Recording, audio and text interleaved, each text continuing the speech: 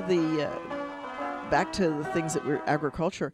That was the economy back then, right? You lived by the sheep, and when they lambed, and when your crops came up, and it was so. This was a time for everybody to bring everything into Jerusalem, do their last bit of trading, because you didn't do a lot of travel in the rainy season. When you're walking by foot, the rainy season is not fun. It's also not good for any animals that you might have. Their footing is much more precarious in slippy rain. And so people didn't go out a lot in the rain. It was a quiet time. So no major holidays now until the spring, when the sap starts to rise. We have the New Year of the Trees. That's, again, a minor holiday. But Passover, the next big holiday, not until close to tax time, which they collected a tax for it as well. So tax time being in April has been around a long time. And so here's a little piece of trivia for folks, and we'll come back with it in a moment.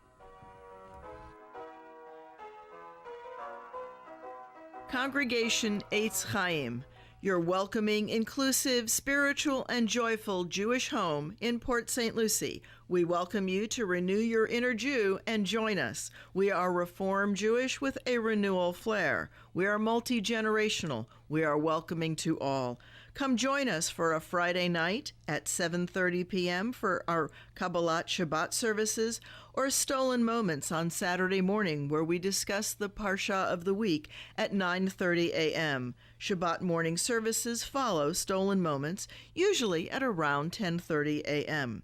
Our address is 540 Northwest University, across from Met Stadium, and we are in Suite 102. Again, that's 540 Northwest University, Suite 102. Please join us for Friday nights at 7:30 p.m.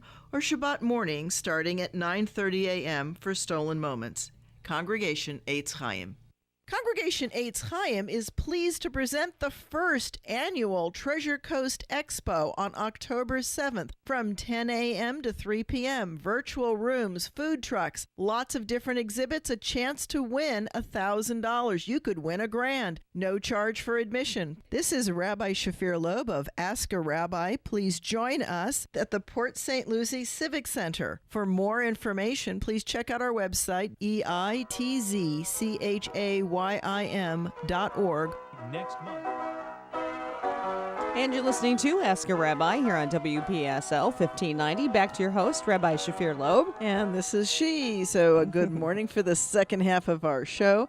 And I do hope that you'll call in with any questions you might have to 772-340-1590. And thank you, Sarah, on line 1. Go ahead.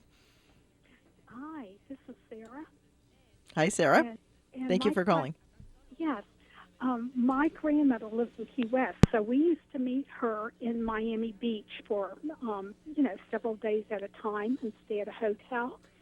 And the hotels we usually stayed at had little kitchenettes and stuff, and we would go down to a little deli and buy the gefilte fish. But we also ate at Wolfie's, and they had the best pickles. And I can buy these same pickles in Publix, and they're called the Tomke, and it's got the menorah on there. Could you maybe divulge a little information on that? On the pickles or on the menorah? Yeah, the menorah being on the jar of pickles. Okay. Publix. Okay, so Sarah they're is... in the refrigerated section. Okay, well, thank you. Yeah? Yeah, I'll listen on the radio if you could maybe go into that. Okay, well, I will do what I can here. So the question... I find it amazing that she has a question about pickles. Pickles seems to be the theme. We used to eat at a delicatessen that was called Stein's in Lyons in suburban Chicago, and their thing was pickles. And they brought them to the table, as many as you wanted to eat, just kept bringing them on. Yeah, and now, right, you have to almost ask for them. Thank you, Board of Health. Is there like some pickle? There's Jews like pickles. Okay. Yeah. Well, again, anything that's pickled or dried is going to be a popular food before refrigeration. Okay. Because it doesn't spoil. Right, a pickle can sit there in its brine for a good long time. Okay. And, okay, so Sarah, here's an old memory of mine. Sarah asked about pickles and what is the thing about pickles and what's about this particular delicious pickle. They are delicious, that has a menorah on it. So I'm going to talk a little bit about pickles and then I'll talk about menorahs. The menorah symbol, the proper, menorah means a lampstand. So it refers not only to the Hanukkah menorah, which is a special one, but also to the 7-branch one that stood outside the that stood in the temple courtyard, and also was used as a symbol for Judaism for a long time. We'll talk about why the star came in and how it came in just a moment. Back to pickles. So one of my memories as a child is going. Now we moved away from. I was born in New York. I was born in Brooklyn. I may not sound it, but I was born in Brooklyn. We moved away when I was about 6 months old. I like to joke that and say that I took my family out of New York, but clearly they took me. But we used to go back and visit the family because both my mother's and father's family, both of them have had family in New York. And some of my fondest memories are walking into the delis and sticking my hand down into the brine and picking out the perfect pickle and smelling like a pickle for the rest of the day because you'd had your hand in the brine. And obviously the Board of Health no longer allows everybody to... It's funny, everyone survived. It wasn't a real problem. Well, we survived, but we probably don't realize how many times, disease was transferred and things like that. And we just sort of lived with it because everybody expected it. And it's slowly over time that we've figured out... Too many people. There became too many people. Well, Yeah, well, and there were too many incidents right, of things going on. And, somebody else was telling the story in the temple the other day about knowing somebody who spit in one of those. Lovely. Yeah, exactly. Yeah, Now, in that case, in the particular case that they're talking about, the storekeeper saw it. And so he had to take that batch of pickles in the back. And I'm sure that what he really did is rinse it off and put fresh brine in, dump the pickles into the fresh brine. Was that healthy and safe? Probably not in the eyes of the Board of Health. Right. It probably was okay, but what if that had been a sick person, right? And we don't know who's what, and and all of that. So and it's just yucky. Yeah, it is yucky. It is yucky. I think that spitting in food is one of the ongoing things that is considered repulsive in any culture for very good reason, because it is. Okay, so that's about pickles. Pickles last a good long time. They don't need refrigeration, so that makes them a popular food just about anywhere, no matter where you live. But was it an abundant crop? The cucumbers? Yeah, cucumbers okay. grow. Cucumbers grow just about anywhere you put them. They'll grow in Florida. They'll even grow in Tucson if you water them. The key in the key in Tucson is water, and the key in Florida is drainage. Right? Because we do have much of the same flowers here. It's just they have to be planted in sand and a little bit high, and that's true for the swallow. The swallow actually will grow here, but it needs to be in soil that is well drained.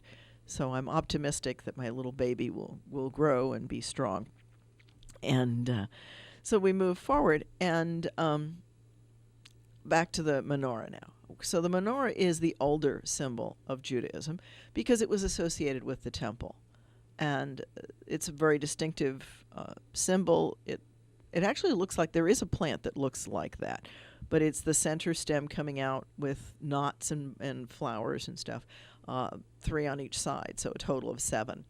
And that matches the days of the week, by the way. You start on the outside Sunday, Monday, Tuesday, Wednesday, Thursday, Friday, Saturday. Shabbat is the center candle in the middle. And you probably lit up all of them when you got to Saturday. But again, we don't really know because CNN and Fox News were not there and didn't take video. So, you can't know for sure. Nobody put it up on YouTube or Google Drive. So the menorah on the pickles would mean just... It's a way of attracting a Jewish eye. Okay. And probably what it's trying to tell you is that they're either dills or half dills, would be my guess. So, Sarah, I hope that answers your question about why is there a menorah on the pickle. Probably to tell you that it's kosher style pickles. I'd have to look at the container to see if it actually is kosher. If it's got an OU on it, that means the Union of Orthodox Rabbis has looked at the process and inspected it, and that that company is observing the rules of kashrut.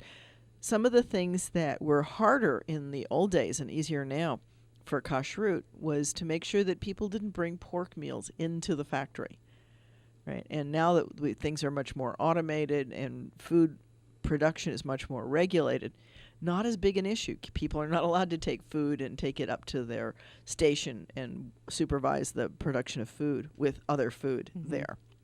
They have to leave and eat their snacks in the snack room, and a lot of it's automated now. So there's no danger of foreign material getting into the cans or the bottles because they're all done by machine.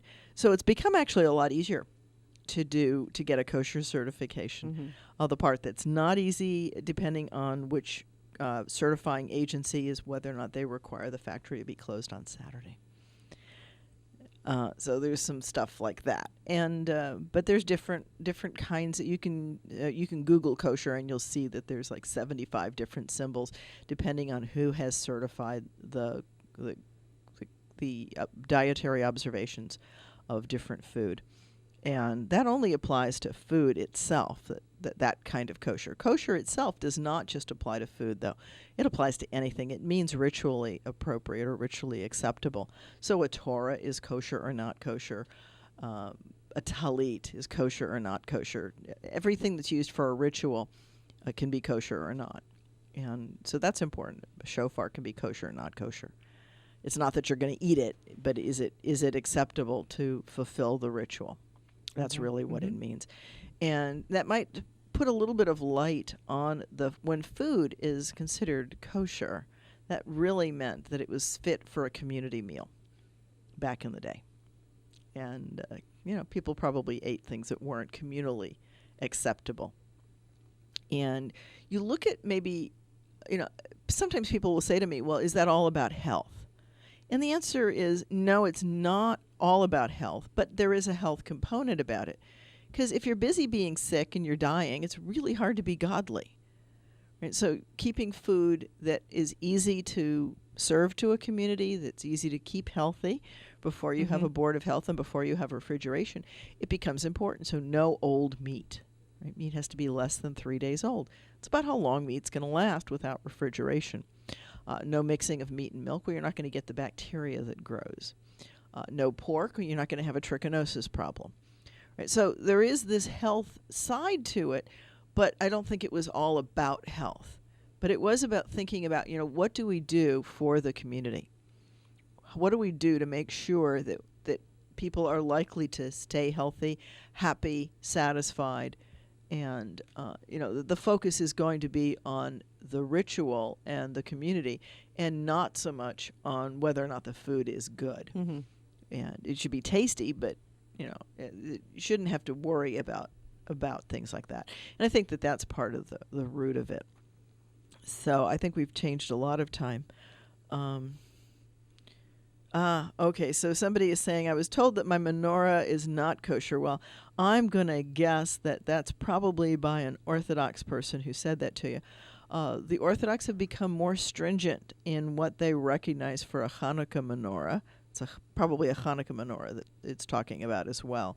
I'm going to guess it says Seymour, but if I do that, that'll mess up the live stream, so I won't do that. And but a Hanukkah menorah has become, now they want it to be all in a line, and they want the shamash a certain height above it. And I've got tons of Hanukkah menorahs, Chanukiot, from before they passed those rules. They like to say that the Orthodox doesn't. Thank you, Sharon.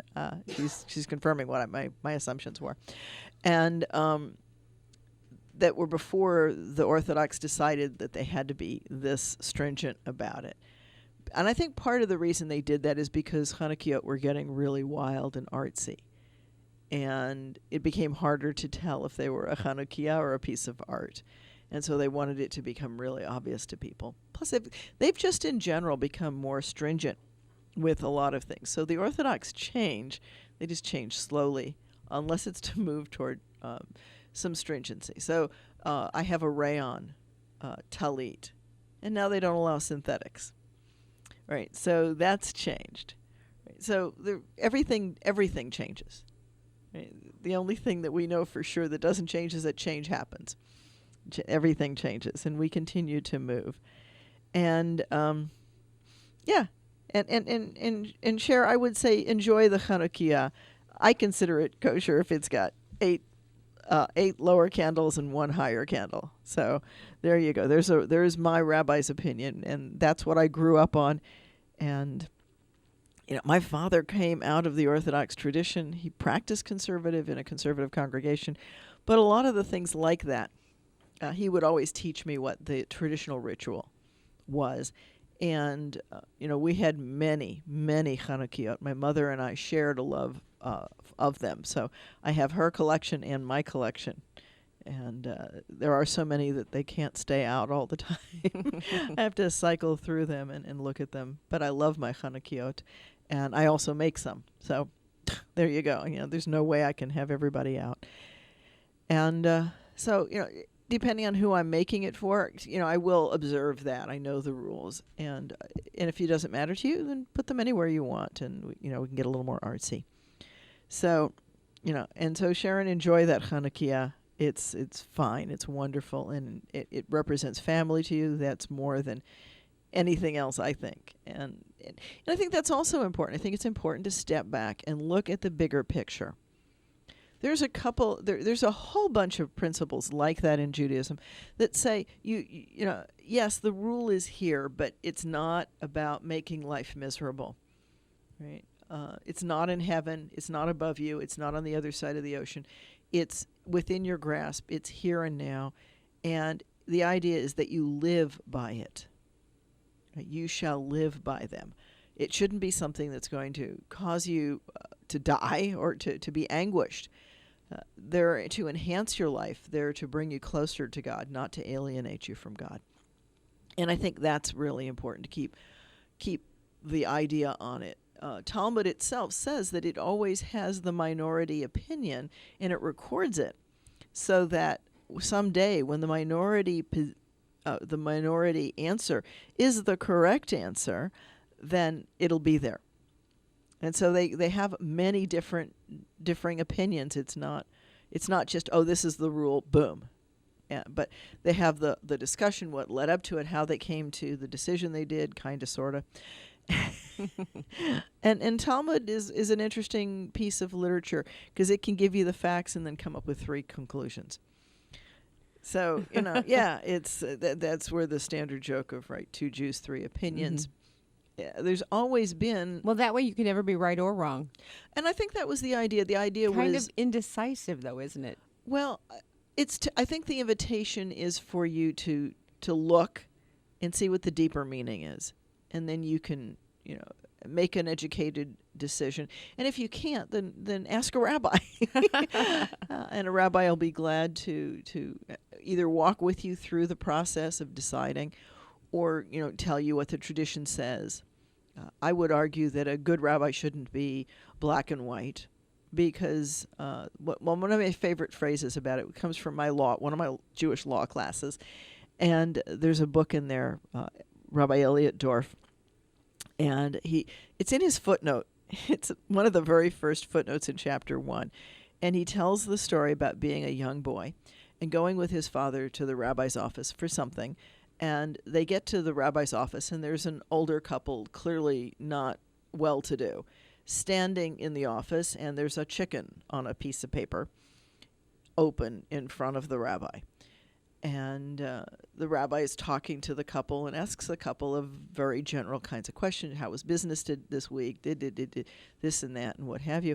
And at the end of it, wraps the chicken up and says, yes, it's kosher. Have a good Shabbos. And sends them on their way.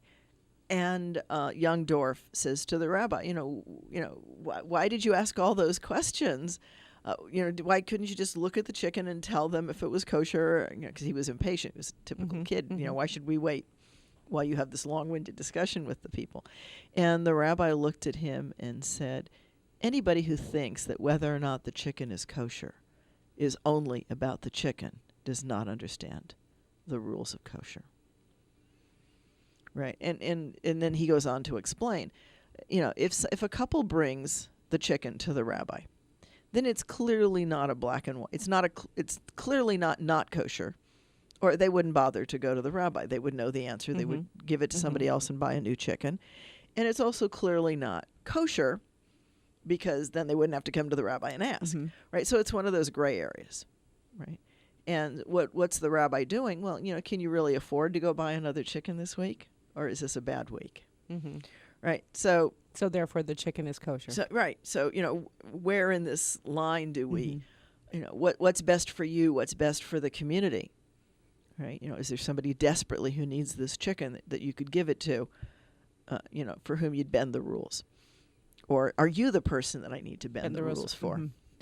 And, and so anybody who thinks that whether or not a chicken's kosher is only up to the chicken doesn't understand.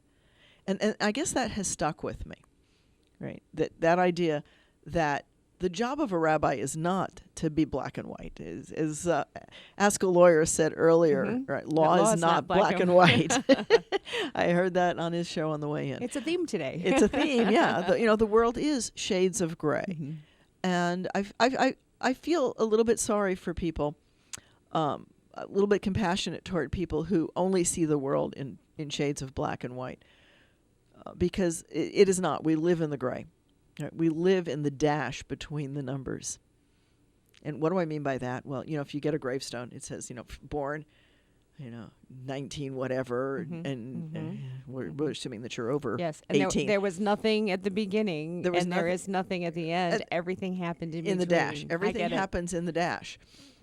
And that's where life happens. Life doesn't happen at the extremes. It happens in the middle. It happens where we interact, where we make decisions. We decide hundreds, maybe thousands of times a day whether or not to make our lives closer to God or more distant from God. And that seems like a perfect segue to say, and check out some ways to make your life better by coming to the first annual Treasure Coast Expo this next weekend, 1 week away, so a week and 2 days. Yeah, that's right, a week and 2 days, October 7th. And that'll be at the Port St. Lucie Civic Center from 10 a.m. to 3 p.m., October 7th. Free admission. If you are looking to be a vendor, please do get a hold of Brian. You can find out how to connect with him on our website, either on Facebook or on EITZCHAYIM. Click Events. It'll take you right to a flyer and his phone number. So those are ways to come. Please put it on your calendar and please join us. I think it's going to be a good time. You're welcome to come to services tonight at 7:30. We do Shabbat. So somebody asked me, and if you don't call and ask a question, you get to hear about other questions I had during the week. So please do call in to 772-340-1590 and ask a rabbi a question. I've got 8 more minutes that I can talk to you. So come and give me a question, and one of the people on Facebook here is saying the gray areas where the good stuff happens. And I like that. That's a good way of putting it. And life is for living. We're invited to enjoy life every single day. And I think that that's really the object of it. Judaism doesn't have, there are some things that Maimonides talked about as being important beliefs and things like that. But for the most part, Judaism doesn't have a creed. That's as close as we get. You do not have to believe anything to be Jewish. But you can't hurt people, right? That's considered bad. And again, not that people don't hurt people. People hurt people all the time, even unintentionally. It's not that everybody runs around and says, oh, I'm going to hurt your feelings today. But it happens. And for a number of reasons. And that's why we have ways of trying to make life better.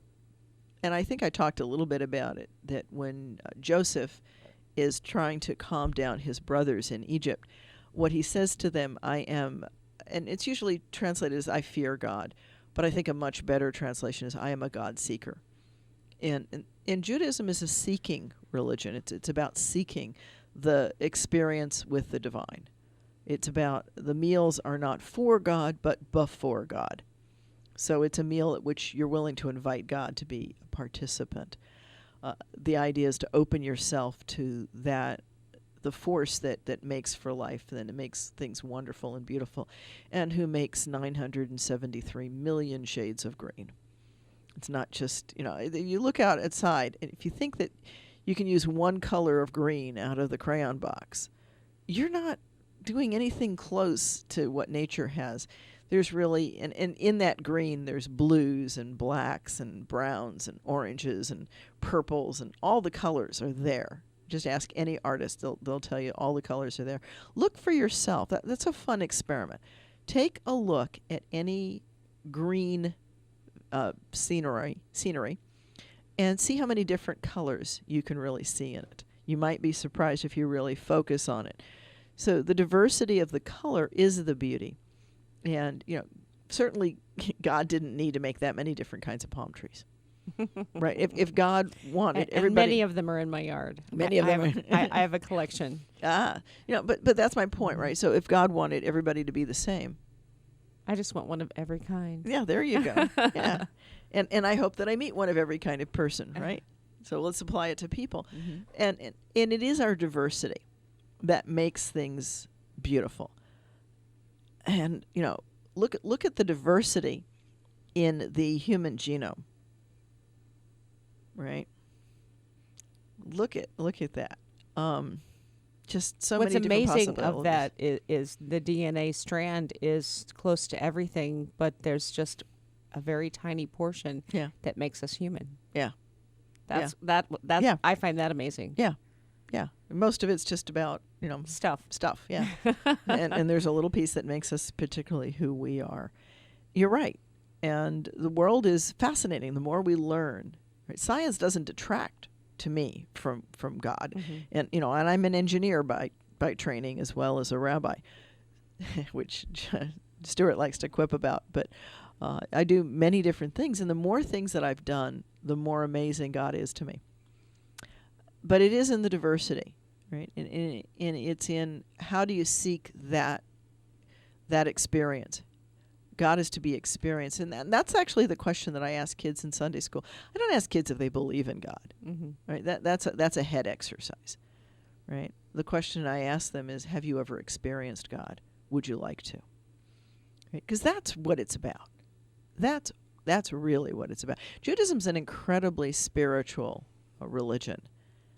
And so I get a big kick out of it when people say, no, I'm not into organized religion. What do the I'm more kids say? spiritual. I'm curious, what do kids say? Kids are, if you ask the question that way, you'll get an amazing set of experiences, or I'd like to, I want to. Sometimes you get, I'm scared to, right? Because we are frightened of many things in life. And so that's going to be my topic next week. It's going to be Jewish spirituality. I'll be able to breathe next week, so we can look more at spirituality. I'll be feeling. You'll have that expo ahead of you, though. I'll have the expo ahead of me, but I'm not the big worker on that one. Okay. I'm the big worker on services, and that's what keeps me going. But I think that our diversity, Jews come in all sizes, shapes, and colors, come in many different ethnicities. Right? Most American Jews now are Ashkenazi from Europe, but the original Jews in America were Sephardi, Spanish, and they came in running away from the Inquisition. Right, 1492, Columbus sailed the ocean blue, and the Jews and the Muslims were kicked out of Spain.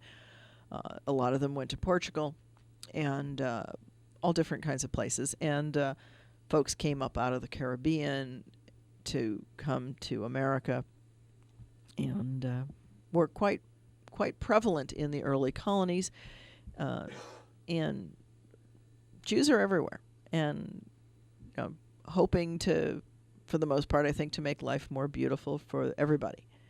Because one of the big teachings that my father of blessed memory shared was that if you think you're going to make yourself higher by pushing others down, you're wrong.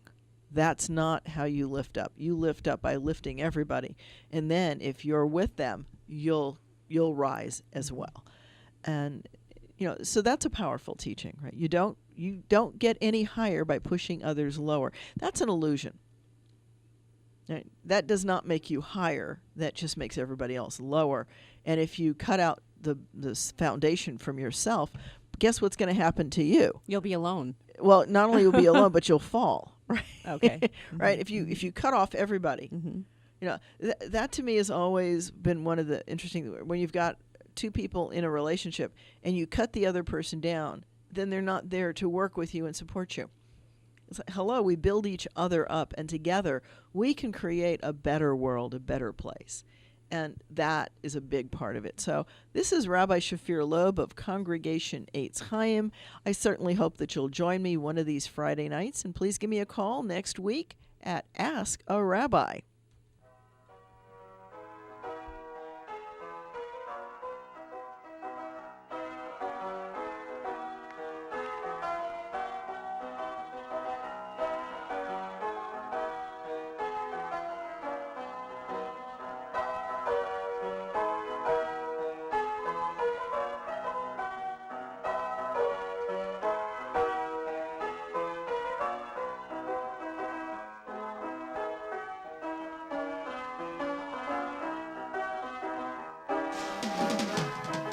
This is WPSL Port St. Lucie.